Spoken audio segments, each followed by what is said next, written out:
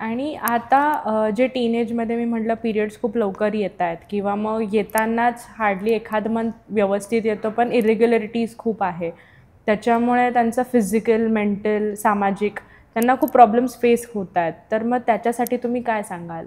आता एक गोष्ट मी चांगली म्हणेन की पूर्वीच्या काळी कसं होतं की मासिक पाळी हा शब्द उच्चारणं सुद्धा मुलींना अवघड होतं किंवा घरामध्ये सुद्धा आईशी ती मोकळेपणाने बोलू शकत नव्हती. बरोबर. आता हे एवढं झालं की मासिक पाळी आणि त्याच्या संबंधीच्या तक्रारी त्या मुली मोकळेपणाने अजूनही 100% बोलतात असं मला वाटत नाही.